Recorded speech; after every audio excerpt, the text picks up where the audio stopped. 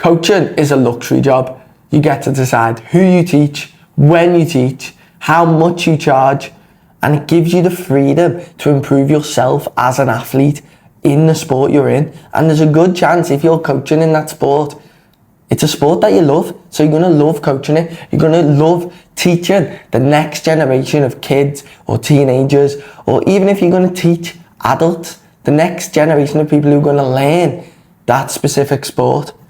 And you're going to love it, because who doesn't love teaching the sport that they love? Especially when you can replace it. Instead of working a regular job, whether that be stacking shelves in Tesco, a taxi driver in the night, a builder in the day, and you've got to go on an apprentice for 2 years before you even get the job.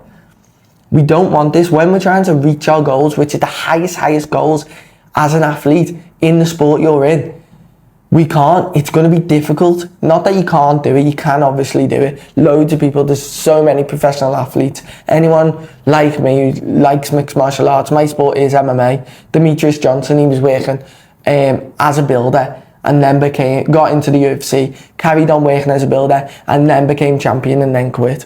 So it can be done. It's just very challenging.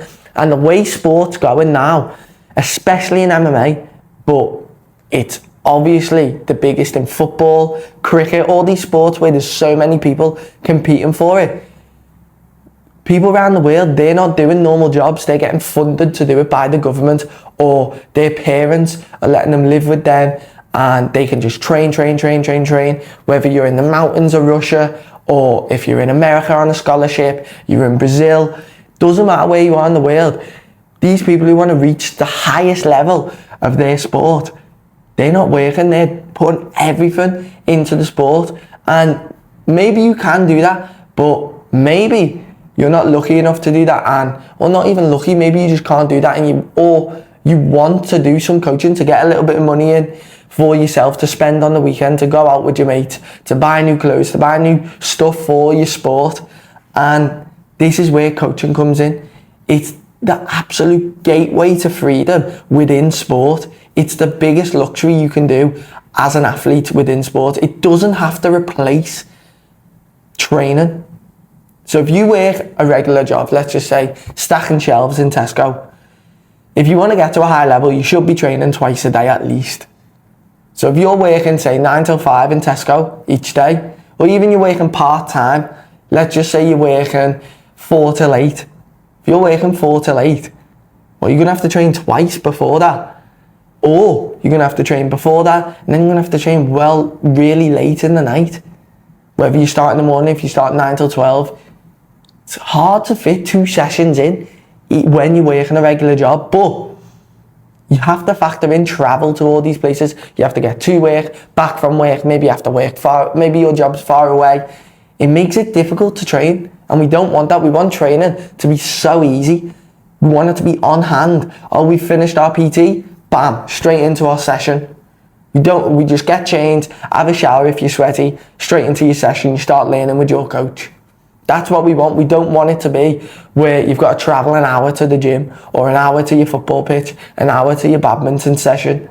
You don't want that, because it makes you resent the sport. I know so many people, so many talented MMA fighters who I've seen, who instead of going into coaching and trying to get PTs, they work a normal job as a builder or a roofer, and they're outside in the rain, in the cold, all day.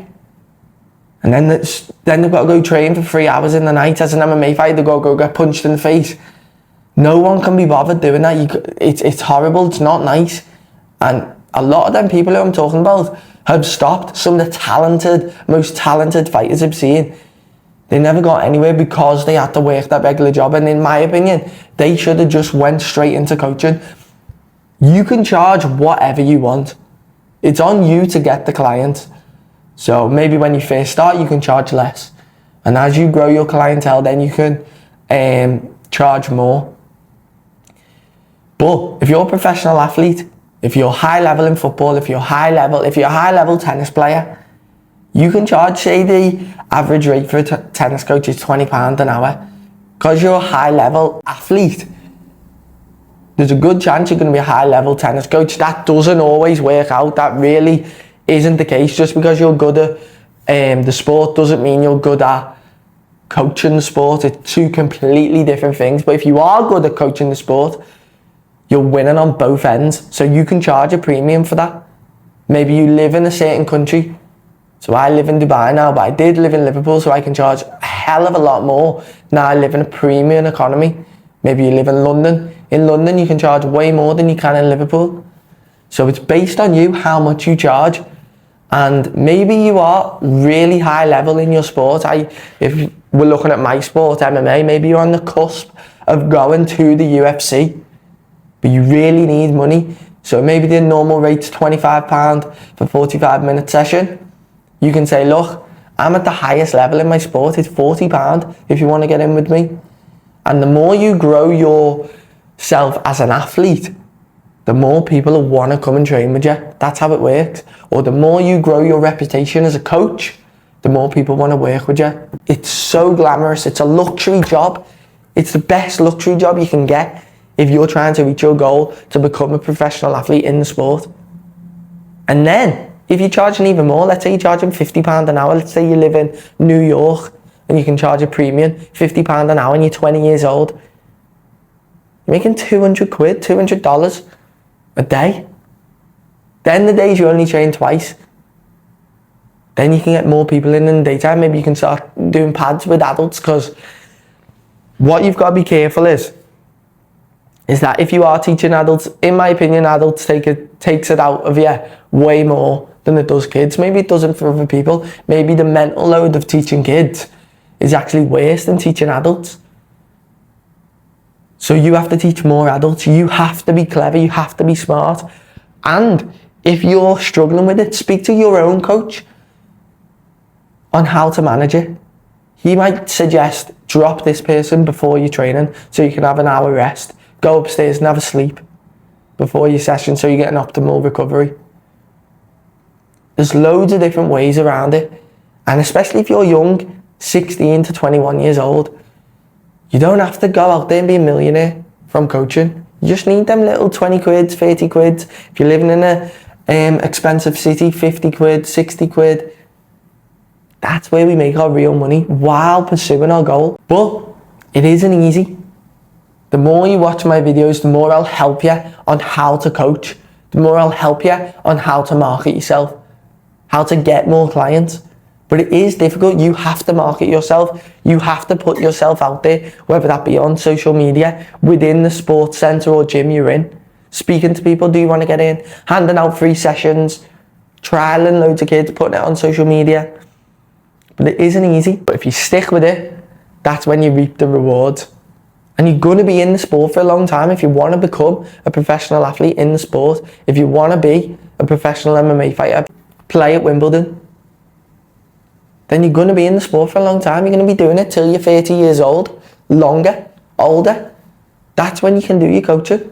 So for me, I think every athlete should venture into coaching. And the icing on the cake for me is, it's not a nice thing I'm going to say, if you don't make it to the highest level in that sport, you can be a coach. You can be a full-time coach. You can teach all day, all night, and you make good money because you can charge what you want. If you get to a high level in sport, you can charge a good amount. Do not spend 20 years in a sport just for you to quit and be a roofer. Use all the techniques, all the stuff you learned in them 20 years within that sport to teach the next generation and to make money from it, to set up your own coaching business, to get coaches to work for you. Teach them what you learned. And you don't have to be someone who's in Tesco telling their mates how they used to be a sick footy player, or they could have made it in tennis if they didn't take this job, or they could have been a professional MMA fighter if they just worked a bit harder, but life got in the way because they had to take a job. I know it's not that easy. I know it's not as easy as I'm making it out to be. But if you apply yourself and you give it your all while you're training, and you get help from others, you get help from your peers, you will be successful.